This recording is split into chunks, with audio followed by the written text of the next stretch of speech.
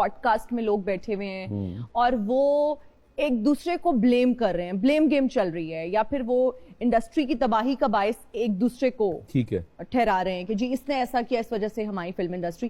Do you think this is correct? دیکھیے میں بھی اس کا حصہ بنا ہوں, میں نے بھی انٹرویو کیا, میرے میں تو کوئی کنٹروورشل نہیں نکلا. ڈیپینڈز آپ ہے نا, میں بابر علی, ہم بیٹھ کے اس وقت بات کیا کریں گے, آپ کا کیا ہوا الفاظ میرے منہ سے اس کی نکلی ہوئی ادائیگی یا میرے منہ سے نکلا ہوا وہ لفظ کسی کی دل آزاری کر جائے, وہ ہائی لائٹ بن جائے, اس کی میم بن جائے, اس کے اوپر باتیں ہوں, تو جب بولو تو بڑا نپا تولا بولو, اور کسی کے بارے میں بولنے کی ضرورت کیا ہے. ریسنٹلی ایک ویڈیو, ایک ٹسل چل رہی ہے, بیسکلی وہ ٹسل یہ ہے, میں تھوڑا سا اس کا بیک ڈراپ بتا دیتی ہوں کہ فہد مصطفیٰ صاحب کا یہ کہنا تھا, ہمارے ایک یوٹیوبر ہیں رجب بٹ صاحب کے, جی یہ تو فیملی کو دکھا کے فیملی کو شو آف کر کے پیسے بنا رہے ہیں, جس پر رجب بٹ کا یہ ریاکشن آیا کہ جی فہد مصطفیٰ کون ہے, ہو از فہد مصطفیٰ, اور فہد مصطفیٰ وہ ہیں جو اپنے شو میں کہتے ہیں لڑکیاں لے آؤ سم تھنگ لائک دیٹ.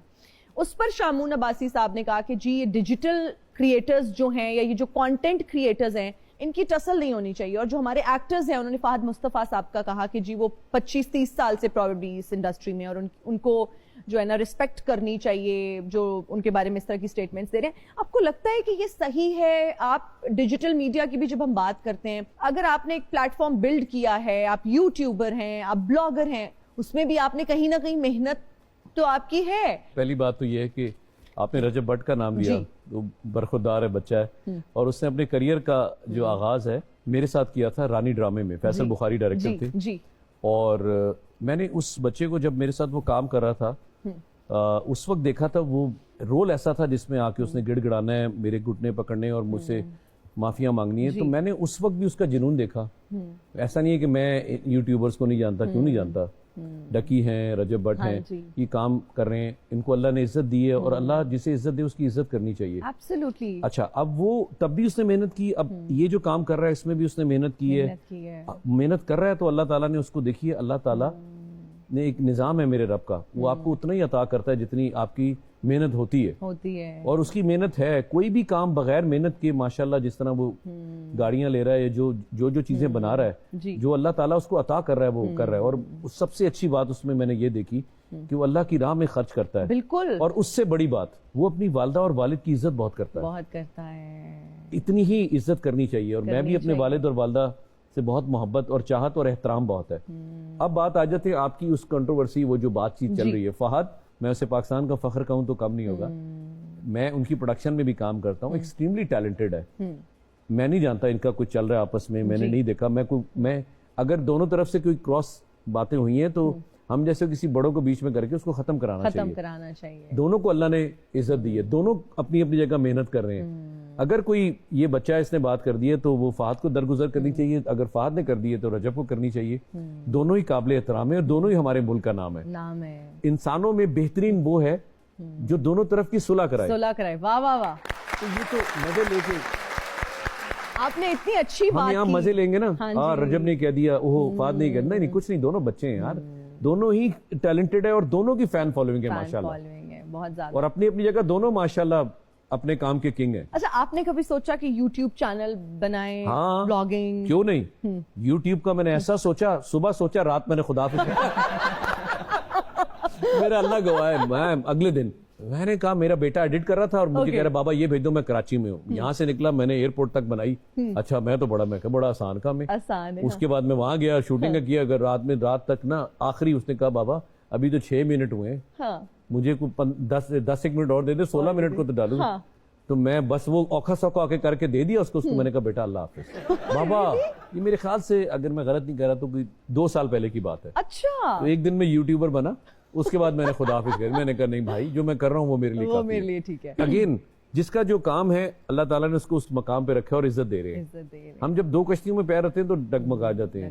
شاید فہد وہ کام نہیں کر سکتے جو رجب کر رہے ہیں, رجب شاید وہ نہیں کر سکتے جو فہد کر رہے ہیں. تو دونوں کو اللہ نے اپنے اپنے مقام پہ عزت دی ہوئی ہے, پیسہ دیا ہے, شہرت دی ہے, تو ان کی آپس کی خلش ختم ہو جائے, سے اچھی بات کیا ہے. اچھا بابر علی صاحب, شوبز کا جب ہم ذکر کرتے ہیں تو اسکینڈل اینڈ شوبز ذرا چولی دامن کا ساتھ لگتا ہے.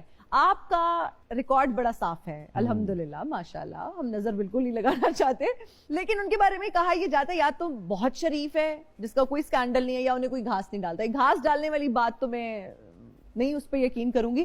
تو کیسے یہ شرافت اور اتنی انٹیگریٹی کے ساتھ کام کرنا, پوائز اینڈ گریس کے ساتھ؟ دیکھیے ارلی میں تو میرا جوڑا گیا نام ریما کے ساتھ. جی میں سمجھتا ہوں جہاں دو ایکٹرز کام کر رہے ہوتے ہیں تو وہ ایک ہی جگہ نہیں کام کر رہے تھے, ہم مختلف جگہ پہ کام کر رہے تھے, اس طرح وہ جوڑ دیا گیا. نارملی یہ ہوتا ہے کہ ہم ایک کردار کی عکاسی کر رہے ہوتے ہیں. آپ جیسے یہاں بیٹھی ہیں, آپ ایز اے ہوسٹ آپ اپنا رول ادا کر رہی ہیں, آپ مجھ سے پوچھ رہی ہیں میری ذات کی باتیں اور بڑی گریسفلی پوچھ رہی ہیں, اچھے انداز سے پوچھ رہی ہیں. میں یہاں ایز اے گیسٹ بیٹھا ہوں, میں اپنے بارے میں جو میرے ساتھ ہو رہا ہے وہ بتا رہا ہوں. اسی طرح ہم اس کو پورٹری کرتے ہیں کسی بھی اسکرین کے اوپر, چاہے وہ فلم ہے یا ٹیلی ویژن ہے. تو ہم اس کو کرتے ہوئے اب ایک جگہ ساتھ ہیں, دوسرے پروجیکٹ میں بھی ساتھ ہیں, تیسرے میں بھی ساتھ ہیں, لوگوں کو باتیں کرنے مل جاتی ہیں کیوں یہ ساتھ کیوں ہیں, یہ وجہ زیادہ بنتی ہے, میں یہ سمجھتا ہوں. میرا اب آ کے چونکہ بہت سی فیمیلز ہیں جن کا میں ہسبینڈ بن رہا ہوں, ایک ہیوج لسٹ آ گئی اب تو, کیونکہ اب میں باپ بھی بن رہا ہوں. موسٹلی میں جو ینگ بچی ہیں ان کے ایز اے فادر میں آ رہا ہوں, اور موسٹلی جو میرے ٹائم پیریڈ کی جو فیمیلز تھی, میں تو ان کو ابھی بھی ینگ کہوں گا, میں ان کو کبھی بھی بڑا نہیں کہوں گا, وہ میری اب وائف کا رول مختلف پلیس میں ہے. تو ایک جگہ تو میں ٹک ہی نہیں رہا نا, مختلف جگہوں پر رہی ہوں. ایک جگہ صرف گھر جاتا ہوں تو ٹکتا ہوں جہاں میری اوریجنل وائف ہے, تو میں صرف رول ادا کر رہا ہوتا ہوں. تو میرے خیال سے یہ ایک وجہ ہے, تو میں صرف وہ پورٹری کر رہا ہوتا ہوں رول, اور اس حد تک ہی رہتا ہوں بس. اچھا ویسے بابر علی صاحب, اتنی خوبصورتی ہو, خواتین کے ساتھ آپ کام کریں, اٹریکٹ تو کرتا ہے یہ سب کچھ, گلیمر بھی ہے, خوبصورتی بھی ہے, یہ نیچرل ہے, یہ ہیومن فیلنگز ہیں کہ آپ کو کوئی اچھا بھی لگتا ہے, کسی کی پریزنس میں آپ اچھا بھی فیل کرتے ہیں. کوئی ایسی فیمیل ایکٹریس کی میں بات کر رہی ہوں جن کے ساتھ آپ کو واقعی کام کر کے اچھا لگا ہو؟ دیکھیے خوبصورتی تو سبھی خوبصورت تھیں اور سبھی کام بہت اچھا کر رہی تھیں. میرے لیے سب سے اچھی بات یہ ہوتی ہے کہ آپ کو نا, آپ کی جو, میں ڈانسر تو کبھی تھا نہیں, بہت ہی بےہودہ, مجھے تو سمجھ ہی نہیں آتا, میں تو کھڑا کر دوں ٹھیک ہے, واک شاک کرا لو, یہ ڈانس وانس میرا کام ہی نہیں تھا. میری خوراک ہوتی تھی ڈائلاگ بولنا, پرفارم کرنا. مجھے مزہ آتا تھا پھر ریشم کے ساتھ سین بولنے میں. تو مجھے وہ جگہ یاد ہے آج بھی جہاں جہاں ہم دونوں نے فلم میں وہ کلیپس لی ہوئی ہیں, اور فلم میں ہم نے وہ ڈائلاگز بولے ہوئے ہیں. تو اس لیے مجھے ریشم کا ایز اے آرٹسٹ مجھے بہت پسند رہی ہیں, اور آج بھی پسند ہے. آج بھی وہ ٹیلی ویژن پہ کام کرتی ہیں, بہت اچھا کرتی ہیں. تو میرے خیال سے ریشم ایک واحد نام ہے. باقی میری ساری فلم, سائمہ جی بہت اچھا کرتی ہیں, نرگس ہیں, ریما ہیں, ثنا بہت اچھا کر رہی ہیں.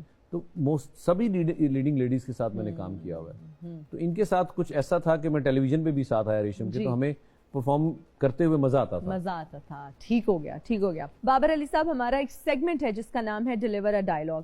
سو آپ کا ڈائلاگ ہے, تینوں کاندا مان ہے اچھو, تیرے نام